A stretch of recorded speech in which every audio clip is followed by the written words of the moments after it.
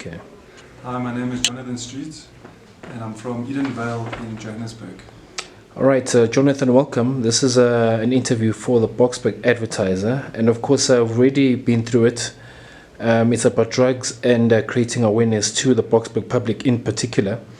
Jonathan, first and foremost, how and when did you get involved in drugs? When I was in grade 9, I started experimenting with dacha, and I used to bunk classes, and at break time too I used to smoke dacha with some friends of mine. We would also steal some chloroform out the science labs when we were naughty, and we would experiment with those.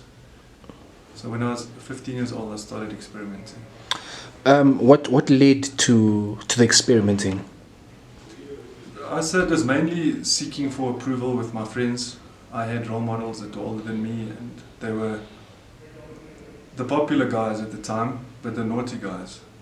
So by conforming to their influence made me having a feeling of acceptance, and also I wanted to just be in the group. So, what drugs specifically are we talking about here? During school time, it would be dacha. I started experimenting with LSD also because I used to go out with my older friends to raves and nightclubs. So at that stage, it was just that with the chloroform at the school. Mm-hmm. And around, so you said were you in grade 9? Yes. And did you manage to finish matric? No, at that stage, I dropped out in grade 10 because my behavior started to change. I started losing initiative and getting very aggressive and losing respect for teachers, parents, actually all adults. So in grade 10, I dropped out of school. Can you just briefly describe to me the road that led to prison? Yes, after I dropped out of school, I started working at nightclubs because those type of events and places would appeal to me because it was the characteristics I was developing. And those kind of people also had drugs. They were cool guys, and they didn't work during the day like normal people. They would be doing other activities and working at night at clubs. So that suited me fine because at that stage I was lazy, I didn't want to work anymore at school, and I was full of excuses. Okay. What would you like to, what message would you like to give the youth who think drug usage is cool? We have to start with a foundation. All of us need a foundation. If we build a house, the house will fall if there's no foundation. And our foundation we need is Jesus Christ. That is my foundation, and through Him, I'm building my life in a successful manner. The thing is, you don't have to waste half your life in accepting Him and going through all this pain and causing so much damage to realize that you need a strong foundation. So to the kids, that is the foundation and the advice I give. And also to impress your friends is a mistake, because once the drugs and that lifestyle gets their claws in you, it's a road to destruction. And people that really love you, they're not going to give you drugs. They're not going to take you off the right path. Obviously, as the youth growing up, we normally tend to think that we're much smarter than, our elders and our parents, especially when they warn us about things about drugs. Can you just briefly describe how you actually got caught, which actually ended you in prison? My case was a fight at a nightclub.